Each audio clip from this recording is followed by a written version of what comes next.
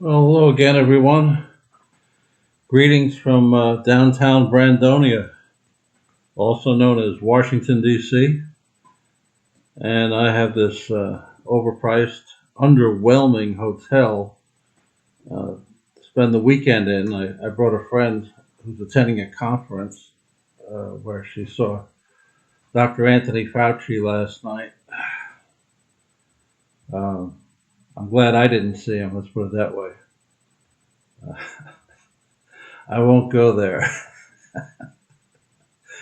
But fortunately, it's just her doing that. I'm here in this, as I say, overpriced, underwhelming hotel, which is going to get a two-star review because they don't have parking. And I'll tell you what, if they don't have bacon tomorrow, they're not even going to get the two-star. So what can I say? I need parking when I show up at the 150-mile drive. I don't want it to park in some garage I don't know, and then go look for my stuff later. Sorry, you need to have parking. You're charging 300 something a night. I want a place to park my vehicle. You don't give me one, you get two stars, and be thankful you got that many. I digress. Okay, I've got a little time on my hands, so uh, it occurred to me I don't have my documents here, so I really can't work on my KGB report or the Ephesians 2:8 and 9 essay, which I'm going to do too with the slideshow. But there was a conversation I had a couple nights ago with CJ Cox. Now, I shared a video with CJ the Cynicoke, which made quite clear that the word eclectos, the adjective, the Koine adjective eclectos, does not mean what he thinks it means, or what any other Calvin freak thinks it means. This adjective has been translated in our English Bibles as elect. Well, big surprise. Who do you think put together the documents? That gave us our English Bibles. That gave us the Bibles in the vernacular. They were Calvin freaks. The Textus Receptus was put together by a Calvin freak named Stephanus.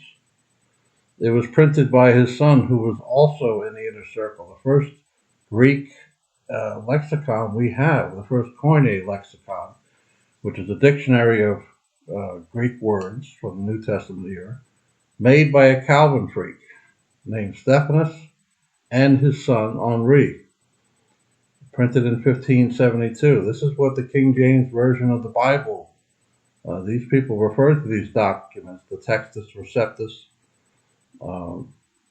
also the Greek and Latin New Testament compiled by Theodore Beza, who was the direct successor of John Calvin in Geneva. So the King James Bible translators, they used four different editions of Theodore Beza, his Greek New Testament, Greek and Latin New Testament, all the way up to 1598 edition, just a few years before the King James version was getting started.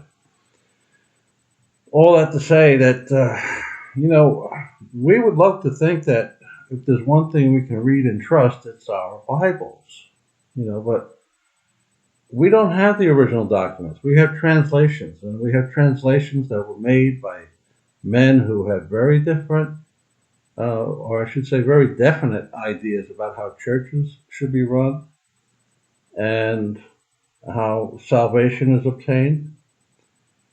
And they had the source documents, the original copies of the Greek New Testament. They had Jerome's Latin translation of the Bible, which is over 1,000 years old. They revised it. They put they had to make some translation decisions, and some of those decisions are pretty dubious. And I can see now, before I go into my Ephesians 2:8 and 9 slideshow, I could tell that there's going to be a great deal of difficulty because we've been trained to, when we see the English word faith, to think it's always talking about mental processes. emphasis, and not loyalty, not fidelity. Although the Greek word pistis, G4102, can be translated faithful, faithfulness. It is a translator's choice. There are a lot of translators' choices in our English Bibles. And one of them I was arguing with C.J. Cox, the Synagogue. One of those translation choices was elect. And everyone seems to think that means specifically chosen, preferred over others. That's not what it meant in the Septuagint, which is the Greek Old Testament. The scriptures that Jesus and Paul used became known as the Septuagint, the 70.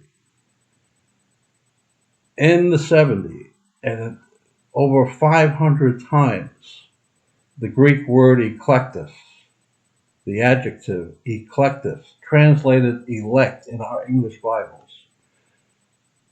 Over 500 times that word eklektos is used in the Old Testament. And in each case, it means excellent, choice, the very best. When Jesus said, many are called, but few are chosen, what he said was, many are offered, but few are up to it. Few have the mettle. Few have what it takes. Many are called, but few are chosen. Chosen, Calvinists believe that means chosen randomly, arbitrarily, from before the time they were born. No, that word eklektos meant many are called, but few are excellent. So I could say, trying to convince people who have been trained to think about certain words, like faith. We've all been trained to think that faith is just simply mental activities. You look in Romans 1:17. What does it say? Paul is quoting from the Old Testament book Habakkuk. The righteous shall live by faith. When we hear that, we're thinking, oh yes, the righteous are simply thinking those good thoughts about Jesus. They're believing that he actually was raised. They're believing he's seated at the right hand of the Father. That's not what Habakkuk was talking about. That's not what Paul was talking about. And it's not what the author of the letter to the Hebrews was talking about when he quotes from Habakkuk 2 in 10:38. He says, he gives you the full quote from the Septuagint. My righteous one, I take no pleasure if my righteous one draws back, but the righteous shall live by faith. I'm quoting this from memory. But they're talking about fidelity. So we are used to thinking of certain words in certain ways because we have Bibles that were produced by men with certain agendas. And that's a hard, bitter pill to swallow. We want to think if there's one thing we can trust in this world, it's our Bibles. Well, you know what? You can trust them. You can trust the original documents, but we don't have the original documents. We have translations. And again, they were translated by men with definite agendas. Anti-Roman Catholic agendas, specifically. Calvinist agendas. So I could say this is going to be, to convince most anyone of anything is going to be quite difficult. Now, that video I gave to C.J. Cox, this fellow who wrote an entire book on why there are no elect people in the Bible, elect as he knows the term. This guy makes an overwhelming case. I shared this with C.J. Cox, who's not an idiot. He's an ideologue, but he's not an idiot. But he couldn't take any of the criticism seriously. We love to believe what we love to believe. And that's why, the sin-sick world, for good reason, fears and hates Christianity because they think Christians are people who are incapable of thinking critically. that we don't have any respect for reason or evidence. In fact, they think, and with some justification, that Christianity is a species of mental illness and a dangerous species of mental illness. They said we are people of faith. We are people of superstition. You know what?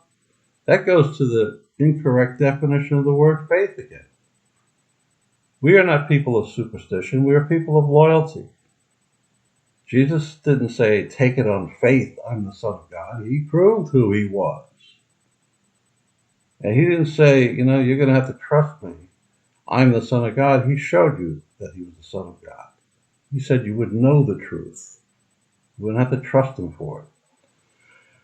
All this to say, I think I have my work cut out for you. Trying to teach you anything about Ephesians 2:8 with that word faith. You have been saved by grace through faith. Most of you will not believe, even though I could prove it using the language.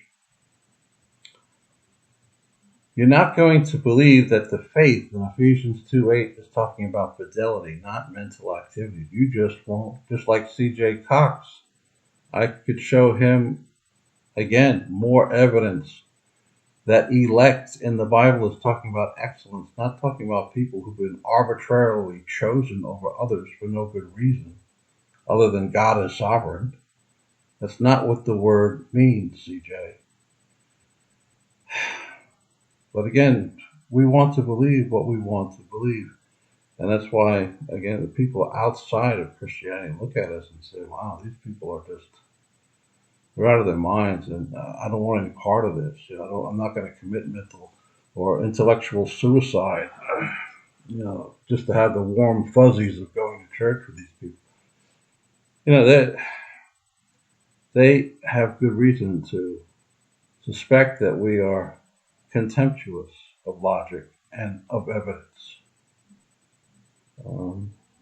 We need to change their mind about that. And we will when we stop being contemptuous of logic and of evidence. Okay, I think this video might be running long again, so I'm going to stop here before I start preaching. And I guess I'll be back to you when I'm back in New York City, which is another problematic place, but at least it's home. Have a good weekend, everyone.